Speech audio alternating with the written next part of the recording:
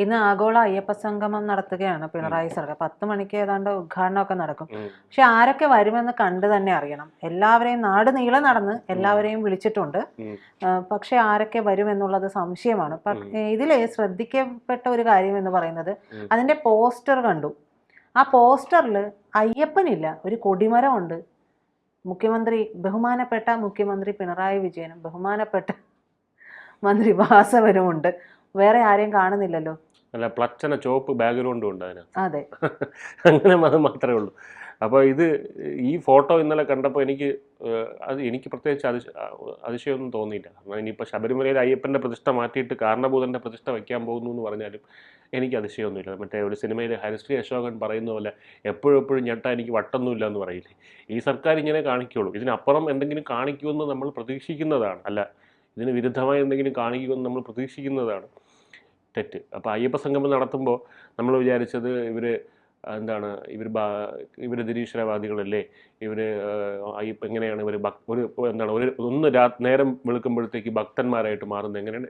അവർക്ക് ഭക്തന്മാരാകാൻ കഴിയില്ല. അവർ ആ ഒരു സാന്നിധ്യം, അവരുടെ ഒരു സ്വഭാവം ഗുണം തന്നെ കാണിക്കും. ഈ പറയുന്ന നിരീശ്വരവാദത്തിൻ്റെ ഇത് തന്നെ കാണിക്കും. അതായത് നമ്മൾ സാധാരണ മനുഷ്യർ ആരെങ്കിലും ചിന്തിക്കൂ ദൈവത്തിന് മുകളിലാണ് തങ്ങൾ എന്ന് സ്വയം ചിന്തിക്കും? ഇല്ല, അങ്ങനെ ചിന്തിക്കില്ല അല്ലേ. ഒരു മാനസിക നിലയ്ക്ക് പ്രശ്നമൊന്നും ഇല്ലാത്ത ആൾക്കാർ അങ്ങനെ ഒരിക്കലും ചിന്തിക്കില്ല. ദൈവത്തിൽ വിശ്വസിക്കുന്നവരും വിശ്വസിക്കാത്തവരും ഉണ്ടായിരിക്കും. നിരീശ്വരവാദികളും ഈ പറയുന്ന പോലെ ദൈവത്തിൽ വിശ്വസിക്കുന്നവരും ഉണ്ടായിരിക്കും. പക്ഷേ ആരും ദൈവത്തിന് മുകളിലാണ് തങ്ങൾ എന്ന് വിശ്വസിക്കാറില്ല. അങ്ങനെ വിശ്വസിക്കുന്നവർ എന്തോ പ്രശ്നമുണ്ട്. അപ്പോൾ അങ്ങനെ വിശ്വസിക്കുന്നവർ നടത്തുന്ന ഒരു പരിപാടിയാണത്.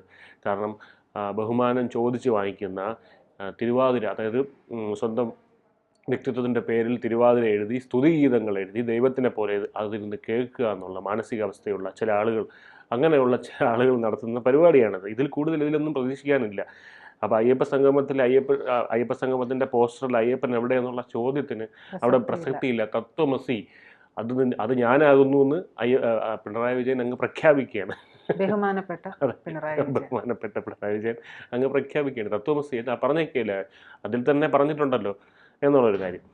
അപ്പോൾ എന്തായാലും ഇന്നലെ ഉച്ചയോടെ തന്നെ ദേവസ്വം ബോർഡിനും ഈ പറയുന്ന സർക്കാരിനും ഈ രണ്ട് ഏജൻസികൾക്കും ഒരു അങ്കലാപ്പ് വന്നു തുടങ്ങിയിട്ടുണ്ട്. ഈ പരിപാടി ഫ്ലോപ്പ് ആവുമോ എന്നുള്ളൊരു പേടി വന്നിട്ടുണ്ട്. അതിൻ്റെ കാരണങ്ങളൊക്കെ നമുക്കറിയാം. അതൊക്കെ ചിലപ്പോൾ ഈ ഡിവൈൻ ഇൻ്റർവെൻഷൻ എന്ന് പറയും, ദൈവികമായിട്ടുള്ള ഇടപെടൽ.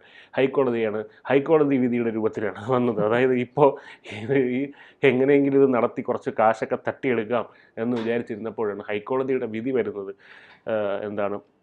2019 ഈ പറയുന്ന പരിപാടിക്കിടയിൽ, അതായത് അവിടുത്തെ ഈ ദ്വാരപാലകർക്ക് ഈ സ്വർണം പൂശുന്ന ഒരിതാണ്. അവർക്ക് ഈ ചെമ്പ് വിഗ്രഹങ്ങളായിരിക്കും, അതിൽ സ്വർണം പൂശുക എന്നുള്ളൊരു പേര്.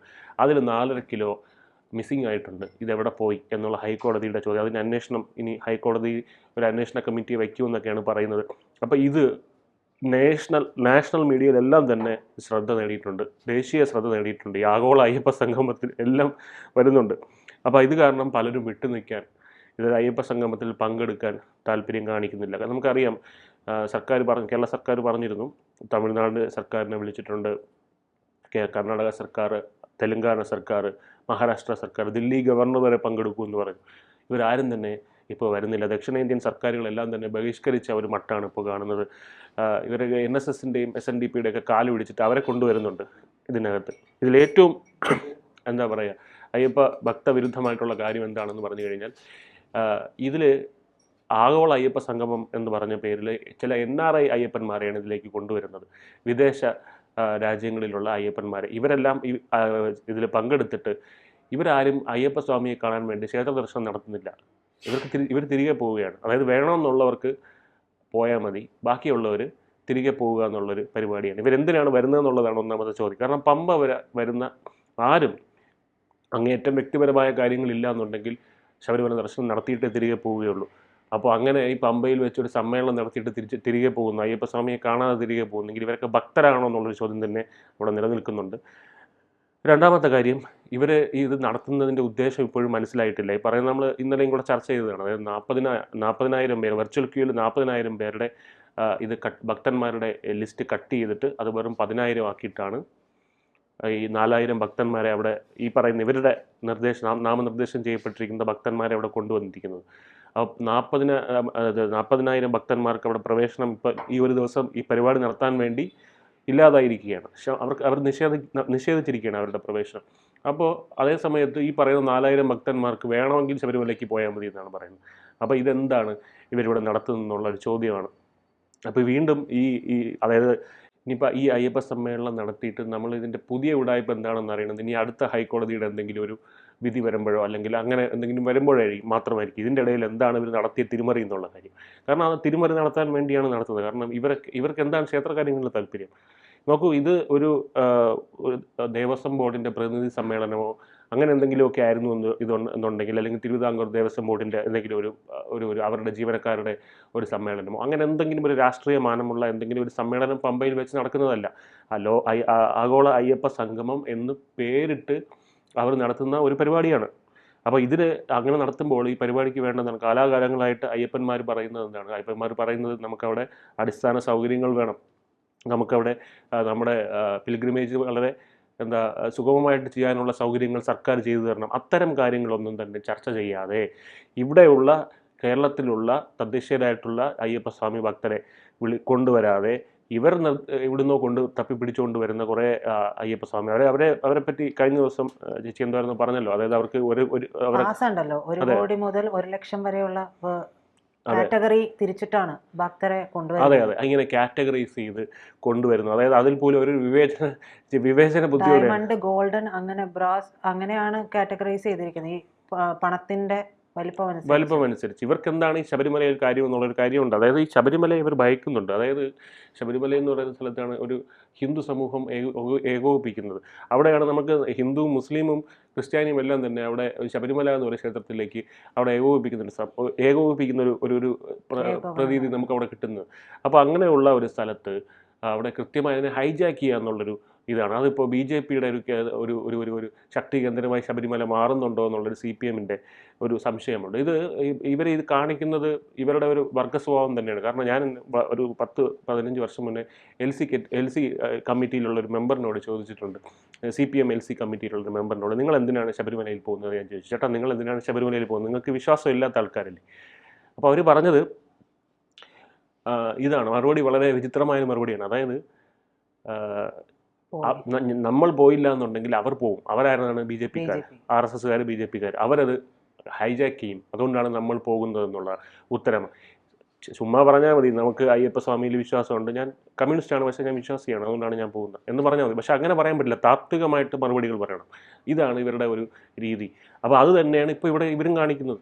ഇവർക്ക് ഇതുപോലെ ഈ ക്ഷേത്രം എന്ന് പറയുന്നൊരു പൊളിറ്റിക്കൽ മൂവ്മെൻറ്റിന് വേണ്ടിയുള്ള സ്ഥലമാണ്. അതൊരിക്കലും ആത്മീയ കാര്യങ്ങൾക്ക് വേണ്ടിയുള്ളതല്ല.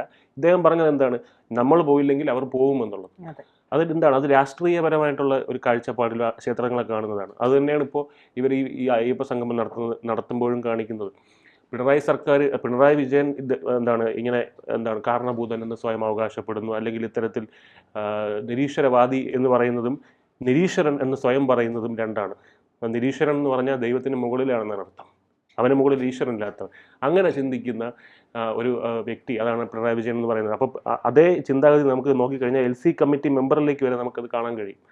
അത് ഈ ചിന്താഗതി നമുക്ക് അങ്ങ് മുകളിൽ പിണറായി വിജയനിലേക്ക് എത്തുമ്പോഴത്തേക്ക് അതൊരു അങ്ങേയറ്റം മ്ലേച്ഛമായിട്ടുള്ള ഒരു വിചിത്രമായിട്ടുള്ള ഒരു, അല്ലെങ്കിൽ നമ്മൾക്ക് ട്രോൾ ചെയ്യുന്ന ഒരു ഇതായിട്ട് കാണുന്നു. ഇതേ സ്വഭാവം പക്ഷേ അതിൻ്റെ നേരിയ തോതിൽ LC കമ്മിറ്റി മെമ്പറിൽ വരെ നിങ്ങൾക്ക് കാണാൻ പറ്റും. അങ്ങേയറ്റം ജീർണിച്ച ഒരു സംഘടനയായിട്ട് ഇത് മാറിയിരിക്കുകയാണ്.